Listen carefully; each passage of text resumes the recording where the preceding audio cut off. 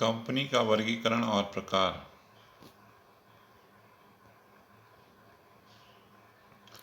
समामेलन के आधार पर कंपनी को 3 वर्गों में बांटा जा सकता है। नंबर 1, राजज्ञा द्वारा समामेलित कंपनी। वे कंपनियां जिनका निर्माण किसी विशेष उद्देश्य के लिए शाही आज्ञा पत्र द्वारा किया जाता है, राजज्ञा द्वारा समामेलित कंपनियां कहलाती हैं। इसका उदाहरण 1600 ईस्वी में आई ईस्ट इंडिया कंपनी, इसके अलावा बैंक ऑफ इंग्लैंड आदि हैं। वर्तमान में भारत में ऐसी कंपनियां विद्यमान नहीं हैं। स्टूडेंट्स, नंबर 2, संसद के विशेष अधिनियम द्वारा समामेलित कंपनियां। राष्ट्रीय महत्व के कार्यों के लिए ऐसी कंपनियों की स्थापना संसद में विशेष अधिनियम पारित करके की जाती है। इस प्रकार की कंपनियां संसद द्वारा विशेष अधिनियम द्वारा समामेलित कंपनी कहलाती हैं, जैसे औद्योगिक वित्त निगम, reserve bank of India, state bank of India, राज्य वित्त निगम, जीवन बीमा निगम आदि। स्टूडेंट, नंबर 3, कंपनी अधिनियम द्वारा समामेलित कंपनी। वे कंपनियां जिनका निर्माण तथा समामेलन भारतीय कंपनी अधिनियम 2013 या उससे पूर्व के कंपनी अधिनियम के अंतर्गत किया गया हो, अधिनियम द्वारा समामेलित कंपनियां कहलाती हैं।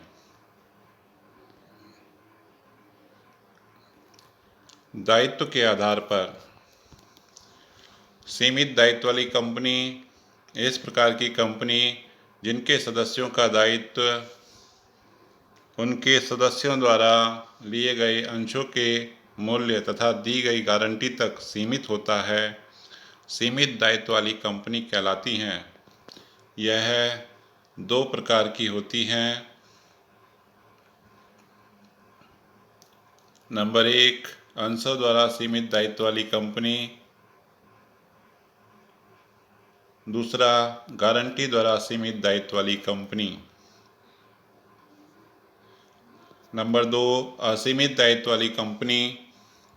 कंपनी अधिनियम 2013 की धारा 2 नियम 92 के अनुसार ऐसी कंपनियां जिनके सदस्यों का दायित्व किसी प्रकार से सीमित न हो तो असीमित दायित्व वाली कंपनी कहलाती हैं, अर्थात इनका दायित्व असीमित होता है।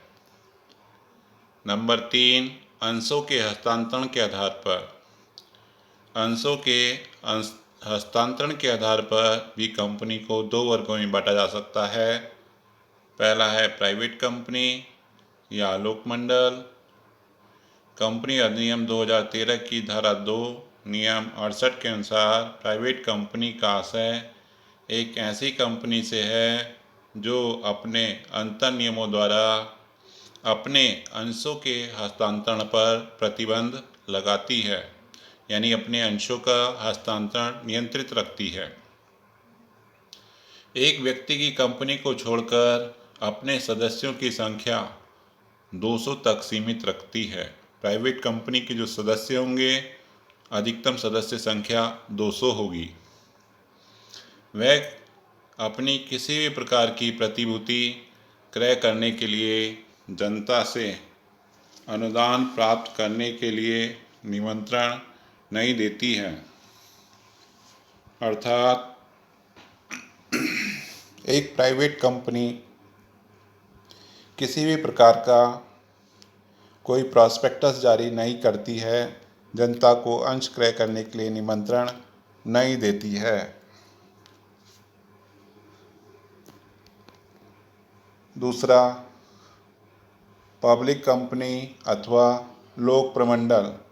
कंपनी अधिनियम 2013 की धारा 2 नियम 71 के अनुसार पब्लिक कंपनी से आशय ऐसी कंपनी से है जो प्राइवेट कंपनी नहीं है, परंतु यदि एक कंपनी किसी कंपनी की सहायक कंपनी है जो पहले से ही प्राइवेट कंपनी नहीं है, तो इस अधिनियम में इस उद्देश्य के लिए पब्लिक कंपनी मानी जाएगी, चाहे वह नियम के अनुसार प्राइवेट कंपनी के रूप में कार्यरत हो।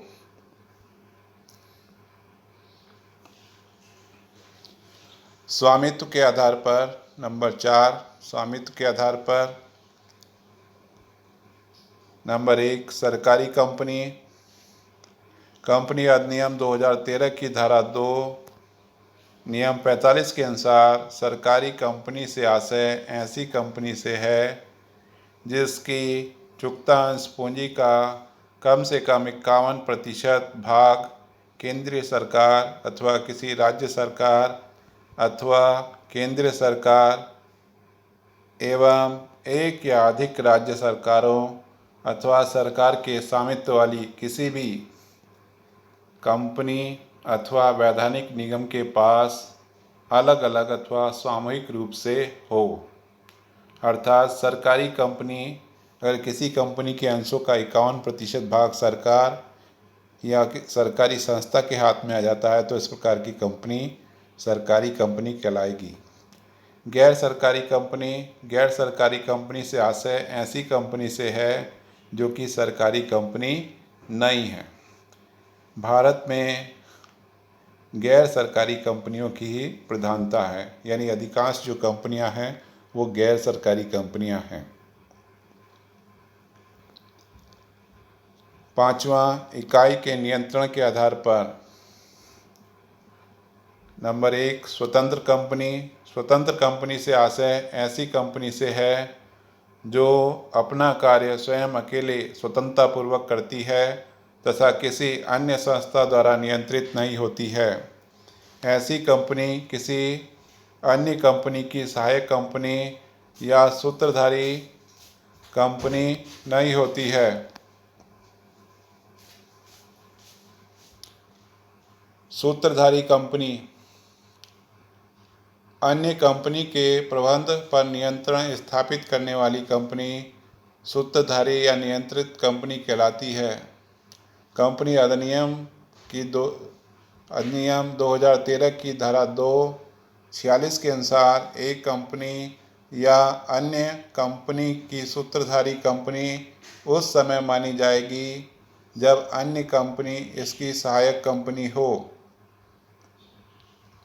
सहायक कंपनी, कंपनी अधिनियम 2013 की धारा 2 नियम 87 के अनुसार कोई भी कंपनी अन्य कंपनी की सहायक कंपनी तब होगी जबकि सूत्रधारी कंपनी कंपनी के संचालक मंडल का नियंत्रण रखती हो अथवा इस कंपनी की कुल मताधिकारों के अधिक से अधिक भाग पर स्वयं या इसकी एक या इससे अधिक सूत्रधारी कंपनियां धारण करती हों।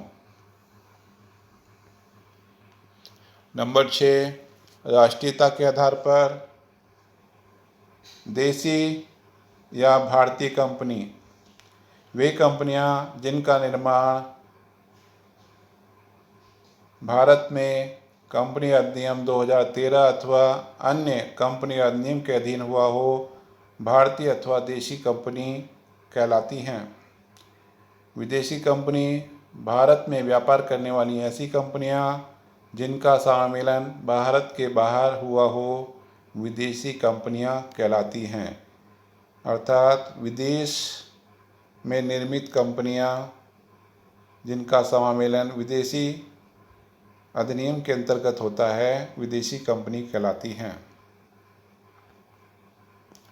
कुछ अन्य आधार।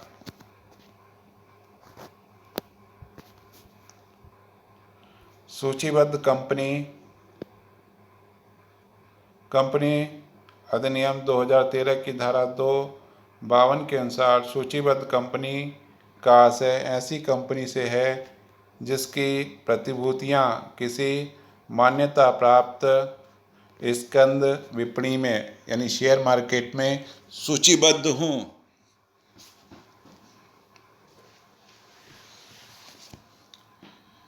दूसरा, एक व्यक्ति की कंपनी।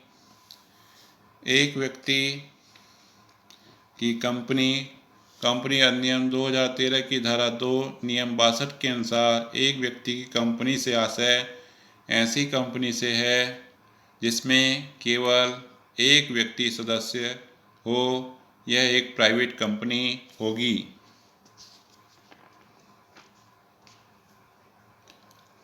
नंबर 3, छोटी कंपनी। कंपनी अधिनियम 2013 की धारा 2 नियम 85 के अनुसार छोटी कंपनी का आशय पब्लिक कंपनी को छोड़कर